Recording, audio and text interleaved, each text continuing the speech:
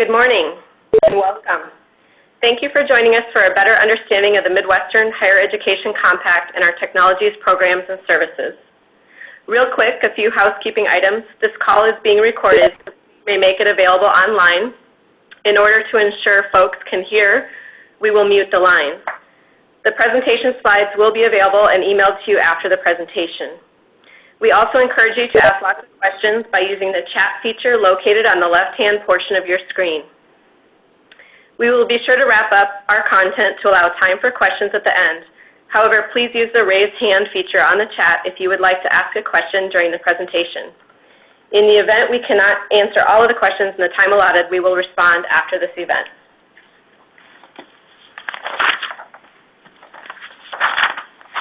Today's presenters are Nathan Sorensen, Strategic IT Procurement Officer from the Midwestern Higher Education Compact. We're also very pleased to be joined by our Technologies Committee Vice Chair, Ruth Ginsburg. And when she's not spending her time advising our organization as a volunteer, which may feel like full-time, she is busy with her full-time job as Senior IT Procurement Specialist with the University of Wisconsin System. And finally, I am Mary Robertson, Director of Communications and Marketing for the Midwestern Higher Education Compact. Now I will turn the floor over to my colleague, Nate. Thank you, Mary. Good morning. My name is Nathan Sorensen. I'm with the Midwest Higher Education Compact, and I serve as the Strategic IT Procurement Officer, and I've been with the Compact since January 2013. Previously, I worked as the IT Contract Administrator for the Minnesota State Colleges and University System Office, and served as a member of the Technologies Committee. My goal during this webinar is to provide a brief overview of the Midwestern Higher Education Compact as an organization and its contracting authority for higher education entities. The focus today is on our Technologies Cost Savings Program and the contracts you can purchase products and services through the Compact as an eligible organization. As Mary mentioned, we also have Ruth Ginsburg with us today, Senior IT Procurement Specialist from the University of Wisconsin System, and Vice Chair of the Technologies Committee, to share with you some of the activities committee members are working on to address EDUCAS's top 10 issues. We will close with a quick tour of our MHECtech.org website. Mary will walk you through the navigation of the website for the important materials you will use to make your purchasing decisions. The Midwest Higher Education Compact is one of 4 compacts nationally, each having their own niche for addressing issues and advocating for higher education. The Midwestern Higher Education Compact is often referred to as MHEC. Our niche has been in cost savings programs created by and supported by stakeholders from the 12 Midwestern states. The Western Interstate Commission for Higher Education is to the west. Our sister compact in the south is called the Southern Regional Education Board, and the compact in the northeast is called the New England Board of Higher Education. And it's important to note that 3 states do not participate in any of the compacts, and those are the states of New York, New Jersey, and Pennsylvania. The compact's mission is to advocate Midwestern higher education through interstate cooperation and resource sharing. The core function we are going to talk about today is the Technologies Cost Savings Program. MHEC's strategic priorities are straightforward, with its priority to improve access with innovative approaches to reducing the cost of education. What makes the Compact unique to the higher education community is its broad contracting authority created in each of its member states. The Compact is not a group purchasing organization. The Compact is a means for stakeholders in the 12 member states to collaborate on identifying regional issues and committing resources to leverage a solution through the Compact's statutory authority. All of the committees are volunteers who are experts in their respective areas of interest.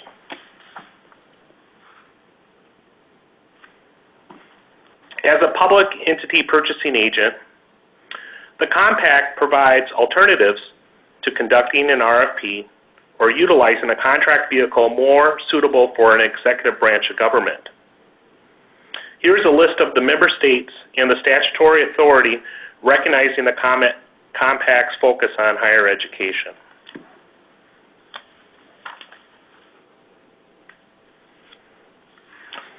While all of the contracts are negotiated primarily on the behalf of higher education, we also take the opportunity, when it presents itself, to negotiate to extend our contracts to K-12 school districts, cities, state, and local governments, and at times, even for faculty, staff, and students.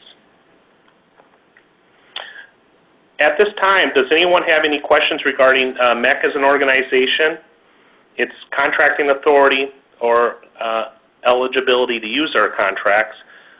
Please type in the chat window in the left-hand portion of your screen, and we will try to answer them.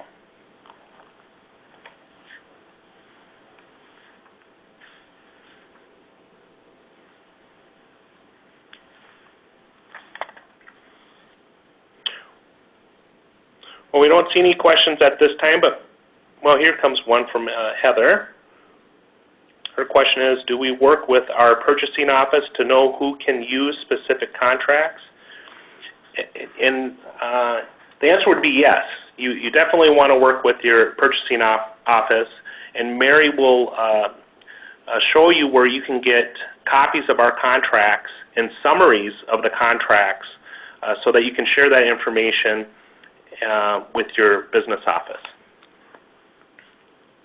Good question, Heather. Thank you.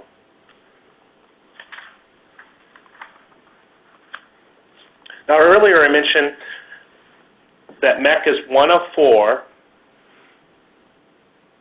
regional compacts. And MHEC's niche is cost savings programs. Our sister compacts have recognized the benefit MHEC member states have realized, and 2 of them have signed agreements to extend many of the contracts to their member states. For the last several years, the Western Interstate Commission for Higher Education has benefited, and most recently, the Southern Regional Education Board is now utilizing MHEC's Technology Cost Savings Program. In October, our Dell contract was extended to the Southern Regional Education Board member states.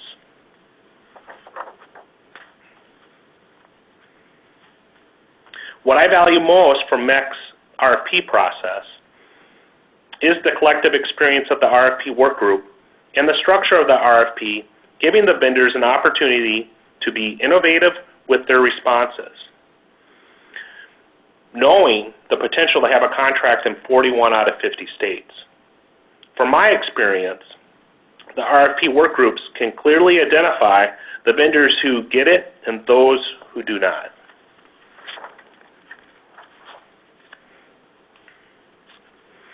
For me, the purpose of IT procurement is to buy the right technology at the right price, at the right time, and on the right terms to meet requirements that support the success of the organization. Next, let me review some of MHEC's activities that support this purpose. MHEC's Technology Committee is a model of collaboration amongst CIOs, technical experts, and IT procurement professionals. They promote collaboration across the 12 Midwestern states and institutions in technology-related areas for the purpose of furthering education opportunities and services in the region. The committee communicates throughout the year via email, web conferences, virtual work groups, and meets annually face-to-face. These subject matter experts identify, discuss, and prioritize common IT issues. They then volunteer and commit resources to solve the most pressing issues. Throughout the year, an executive leadership team made from members of the Technologies Committee monitors and ensures the work plan progresses throughout the year.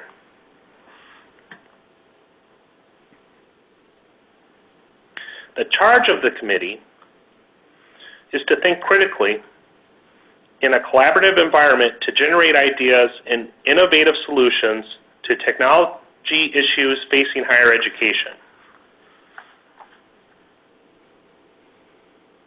All of these goals support MHEC's initiative to promote innovative approaches to improving institutional and system productivity. More importantly, the committee is recognized as respected leaders in the education technology discipline.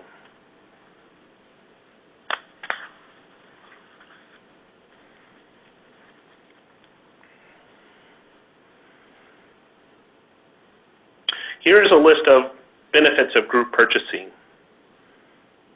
We all value the benefits of group purchasing.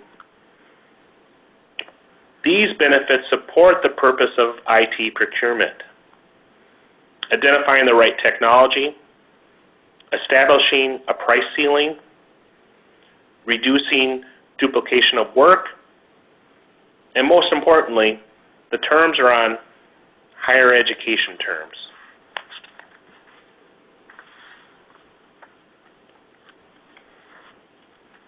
MHEC has competitively sourced several different types of technology RFPs through the years, negotiating master agreements for products and services. MHEC has also, even though we don't like to negotiate sole source agreements, MHEC has had the opportunity to negotiate two very unique sole source agreements with Novell and Oracle. Both of these software agreements offer significant savings with terms and conditions favorable to higher education.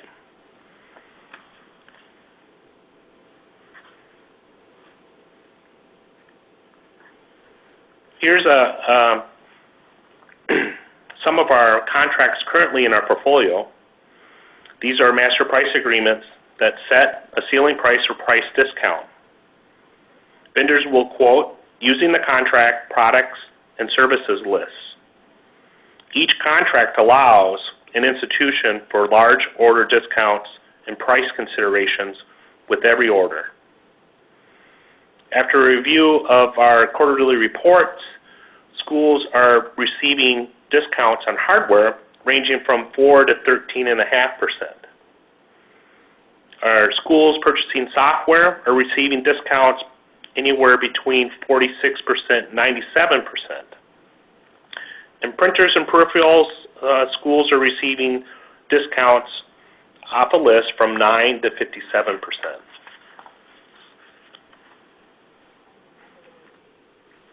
Here's the last three contracts we have in our portfolio. Data and voice networking, schools are receiving rebates anywhere from 1 to 76%. Security management, 46%. And for our technology services, the range is 36% to 41% off list. Now, we do have several contracts that are in process of being negotiated. After we completed a competitively bid RFP, we're in the final stages of negotiating contracts with CDW for Maru wireless networks, Aero Electronics for VMware virtualization software, and most recently, we started negotiations with the Corel Corporation for creative software. We anticipate completing these contract negotiations in the first half of November. We currently have 3 RFP work groups working on mobile device management, network equipment and services, and an RFP for statistical software. Does anyone have any questions regarding our contract portfolio or our current contract negotiations, although I could only share limited details, and our sourcing initiatives. Please use the chat feature.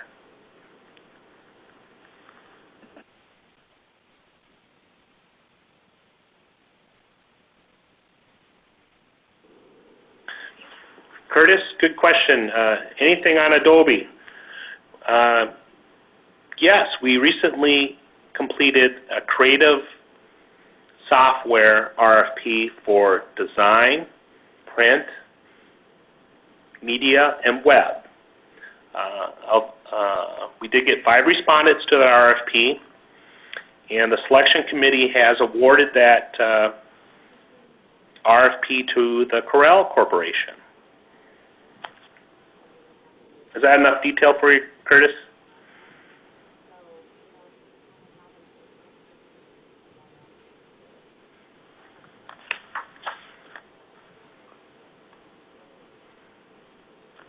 Great. Thanks for the question. Good question. Now I'd like to turn it over to Ruth, who is the Senior IT Procurement Specialist for the University of Wisconsin System with 26 campuses, 66,000 employees, and 182,000 students. Ruth is also the Vice Chair of the Technologies Committee, providing leadership and support for the committee's initiatives. Recently, Ruth presented at EDUCAUSE regarding how MEC's Technology Committee is addressing EDUCAUSE's top 10 issues, and we have asked her to share her thoughts again with you today. Please welcome Ruth. So good morning. Can you hear me? Yes. All right. It's good to be here talking with you. First of all, I am a person, I don't work at the MEC office. I work at an institution just like probably everybody else on the call. And so what I'd most like to do is be able to be of whatever assistance I can in helping answer your questions about the MEC Technologies work and the cost savings program. What I want to do first, though, is to start out talking about our interaction with the EDUCAUSE top 10 issues. Some of you may be more familiar than others with the EDUCAUSE top 10 issues, but it's something that EDUCAUSE has been putting together for a while. And Susan Grajic says this about the 2013 EDUCAUSE top 10 issues. She says, higher education, meet the business world. Information technology, meet the consumer. Faculty, meet OERs. Siloed institutions, meet cost-cutting legislatures and financially strapped students. From every vantage point, independence is giving way to interdependence. Underlying all of this is the influence of information technology in multiplying connections among people, data, processes, and systems. So along this line, EDUCAUSE has identified, again this year and again next year, the top 10 IT issues, and the Technologies Committee of the Midwestern Higher Education Compact has begun looking at what we do and how what we do interacts with these. I'm not going to read this slide. Nathan, can you Certainly go to the next slide? So one of the things that we're pleased to be doing is working on something that addresses the number 1 of the top 10 issues, which is mobile device management. Undoubtedly, most of your institutions have noticed this burgeoning complement of bring your own devices and mobile devices that arrive on your campus. And mobile device management is an issue everywhere. So the Midwestern Higher Education Compact conducted an RFP for a mobile device management vendor, and we are probably a few weeks away from an award in that. The committee has been working hard all summer. They have vetted they issued an RFP, vetted proposals, brought in vendors for vendor demonstrations, and are now testing the devices that were there among their finalists. I think they expect to have an award in the mobile device management category within several weeks. My understanding is it will be sometime in November. Is that correct, Nathan? Yes, that's correct. Thank you, Ruth. All right. Next slide. One of the other top 10 issues, the number 2 issue, is student learning outcomes. Now, the Midwestern Higher Education Compact, not just the Technologies Committee, has been involved in facilitating the discussion and impact of MOOCs and OERs at the Policy Summit, both last year and again this year. For those of you who don't know what OERs are, I had to ask that question too. That's Open Educational Resources, one example of which is a MOOC. The Midwestern Higher Education Compact's policy arm has been working with policymakers and others on how this can and will and is transforming higher education and how we can respond to it. The Technologies Committee, of course, is listening and stands ready to do whatever it looks that we can do to assist with this kind of involvement at this level. Next slide. The top 10 item number 3 is cloud computing. That is one of my issues that I've been running around waving papers at people saying we have to do something about this for quite a while. Probably most of you are involved in contracting for cloud services, and if you're not, you probably are anyway. Probably your end users are, whether you are or not. The cloud is here to stay. Everybody is using cloud contracts. Some institutions are devising strategic ways to use cloud contracts, and other institutions are still wandering lost in the desert, wondering how they're supposed to make use of cloud contracts, but everybody's working on them. We've done several things to address cloud contracts. First of all, we did an RFP and awarded a contract to a vendor that specializes in cloud storage, web hosting, and cloud hosting services for higher education institutions. You can find that on our webpage, and Mary will guide you through that a little bit later. We are also working on a cloud services contract terms and conditions white paper that will help institutions who are still grappling with the perplexing problem of what kind of terms and conditions do you need in your cloud contracts. This is complex and difficult, and we're hoping to give you some advice that is particularly suited to higher education institutions, including your responsibilities with respect to FERPA, HIPAA, Gramm-Leach-Bliley, and other sorts of things that your institution probably needs to think about, PCI compliance, when you use cloud providers. And last of all, we are working potentially with one of our partners who is also with whom we have contracts that you can use to develop some sort of a cloud services terms generator. And the hope here is that we'll be able to lead you through a list of English language questions that just ask, what are you doing with this cloud service? What kind of information are you using? Are there any regulatory schemes that apply to this? And hopefully it will be an English language set of questions that won't intimidate anybody.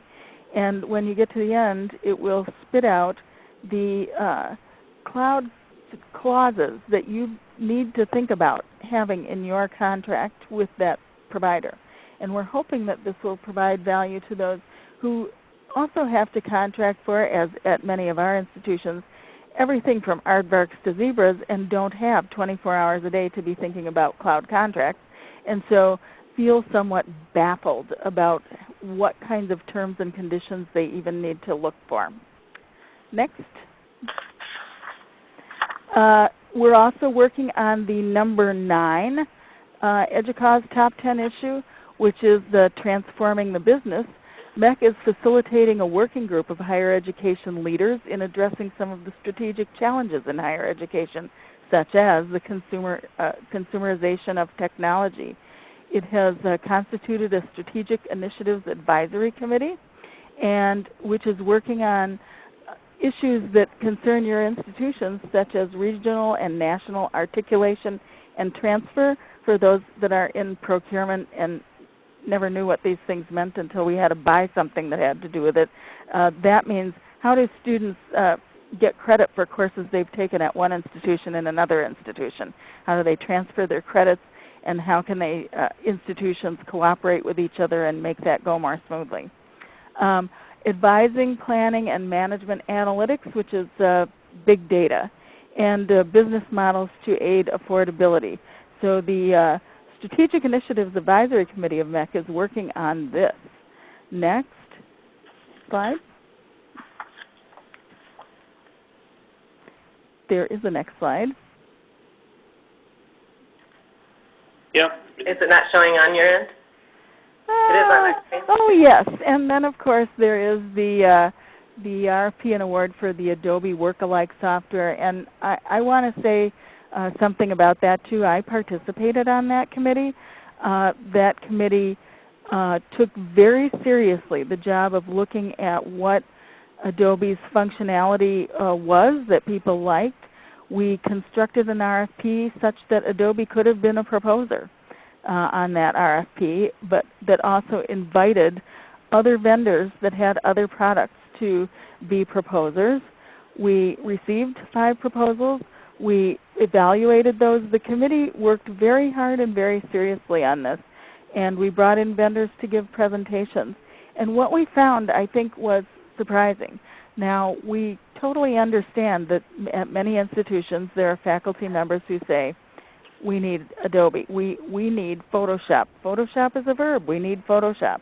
But we also understand that at some of your institutions, and for them you may need to get that, but at some of your institutions there may be business functions and back office functions where they are just as satisfied with products that cost considerably less than Adobe.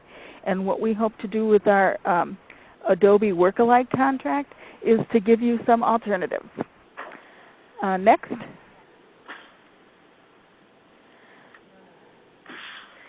So next I'd like to introduce Mary Roberson again, who has been with the Compact for 15 years.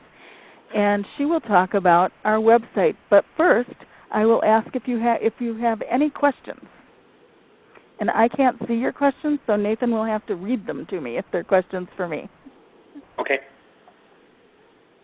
Please use the chat feature.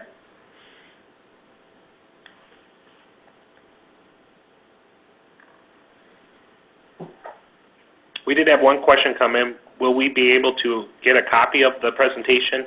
And yes, we will distribute a copy of this presentation to everyone who attended today. All right. Well, good morning, and thank you. Again, I'm Mary, and as Ruth said, I've been with the Compact for 15 years, and it's just working with our website is just one of the many duties that I have here at the Compact. So today I'd like to give you a brief introduction of the website.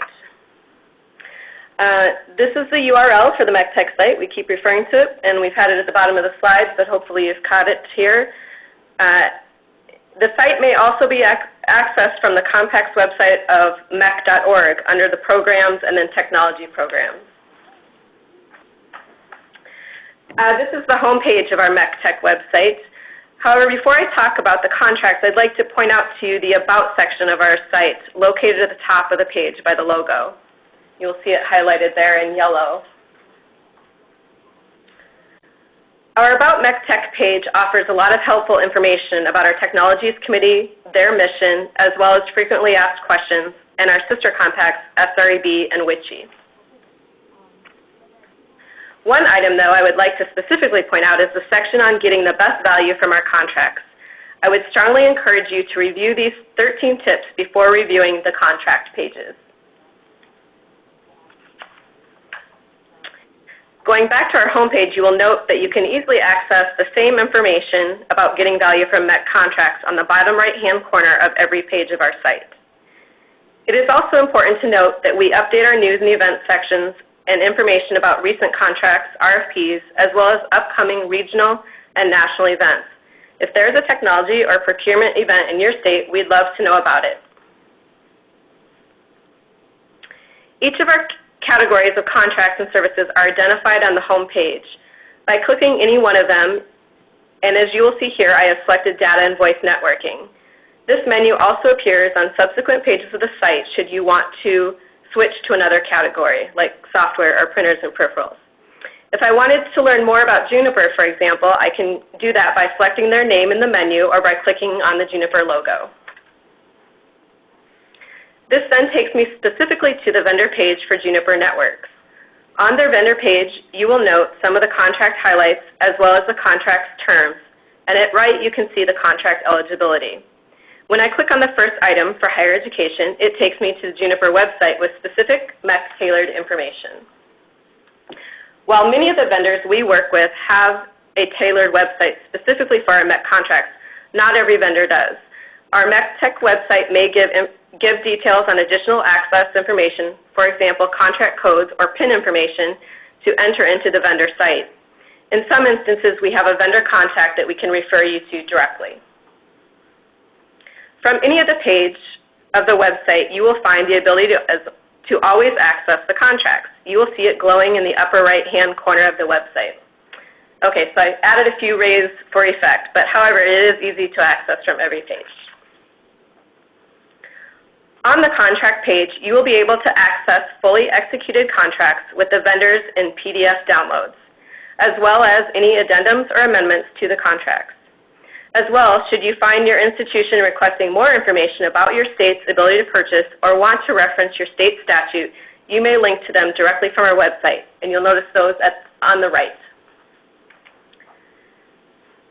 Finally, we would be remiss if we did not ask you for your comments and ideas. MHEC prides itself in not reinventing the wheel, and if someone is out there already doing it better, we want to let them. However, we want to source your ideas and give them proper consideration through our ideation and prioritization process. So we encourage you to submit them through our Contact Us page of our MHECtech website. We have a very vested interest in having successful contracts. We want to bring the full value of the contracts to our 12 states. Therefore, if you have a question or you want further clarification, please don't hesitate to contact our staff. You will see Nathan as well as my contact information posted here. We've also included our legal counsel's contact information, Rob Trembath, should you have any direct questions for him as well. I would also like to encourage you to mark your calendars for Wednesday, December 11th for our webinar on implementing mobile device management on your campus. This webinar session will feature our vendor partner, Infotech Research Group, and the expertise of their consulting analyst, Mike Batista. Look for this in the news and events on our webpage, and there will also be 2 times for that webinar as well. Thank you again for joining us. We want to remind you that this recording will be available and that the presentation slides will be shared with all of those attending today. We have a brief survey at the conclusion of the webinar, and we would appreciate your feedback. And we also invite you to also contact us and submit your technology ideas. And then here are a few links given on today's call. Are there any questions for us?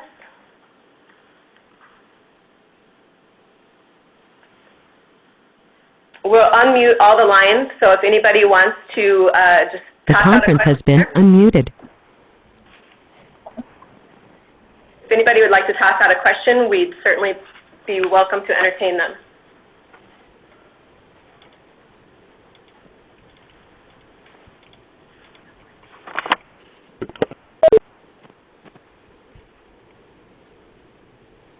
No questions, it appears. I do have a question. Bob Hodge here from the Independent Colleges of Indiana. Hi. Great, Bob. Go for it. Let us know what. Thank you. I'm actually listening to this while I'm traveling, so I didn't get to see all the slides. But could you compare what you do and the types of contracts that you get with those available from E&I and those that are emerging from InCommon and Internet 2?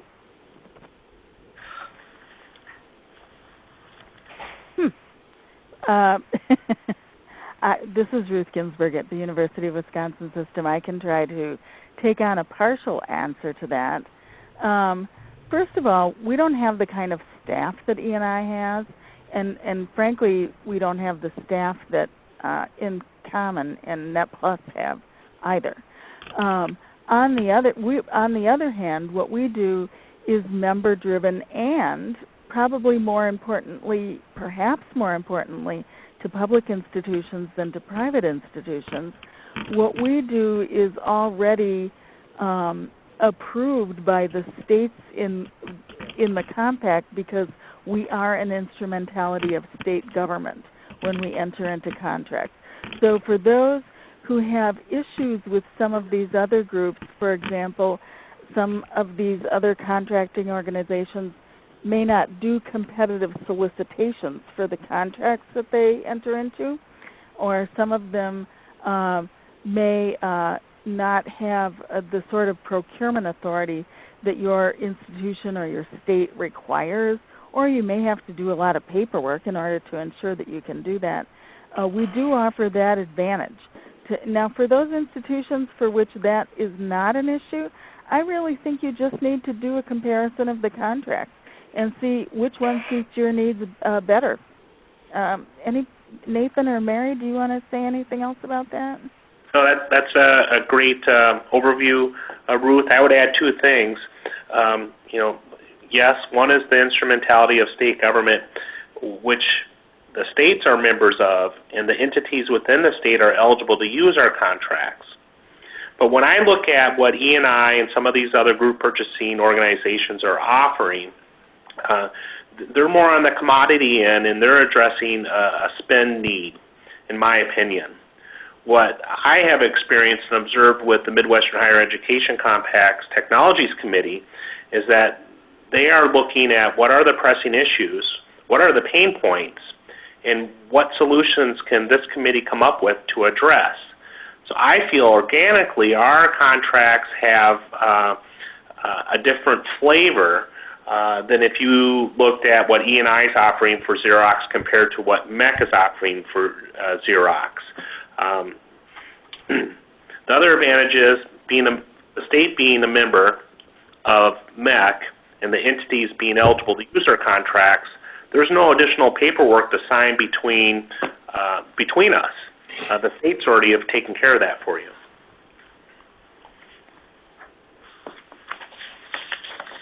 Any other questions?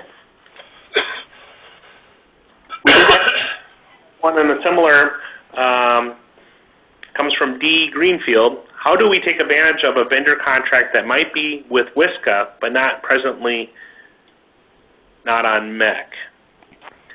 Now, WSCA is part of the State Procurement Officers organization for reducing duplication of work. Certainly don't have a mechanism to extend the WSCA contracts unless we enter into negotiations with WSCA. And we have done that in the past, but it's very unusual.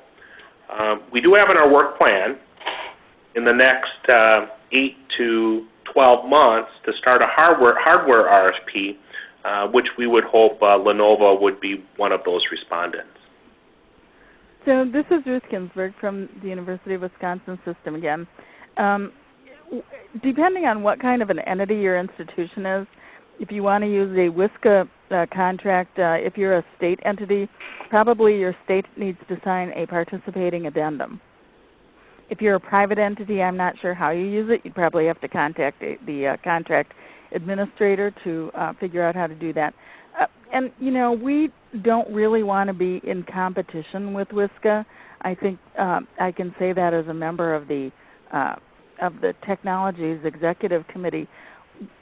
There may be some overlap in what we do and in what WSCA does, and if there is, we believe that there is some value add, but ultimately that's your determination. I mean, we're not going to try to go out and, knock the other contracting entities and say, don't use them, use us. We want you to get the best value for your institution that you can get, and we hope to be able to contribute to that. Thanks, Ruth. We did have another question from Joe. Is there any method for folks to provide feedback on the webinar? And the answer is yes. When we conclude this webinar session, you will have an opportunity to fill out a short survey questionnaire that you can provide additional comments.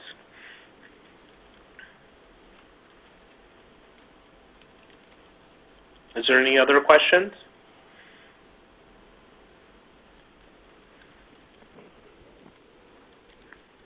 We appreciate your time today, and if you didn't want to submit your question today, feel free to email any one of us that were listed, and again, you'll receive the slides, so you'll have that contact information. Thank you, and have a great day.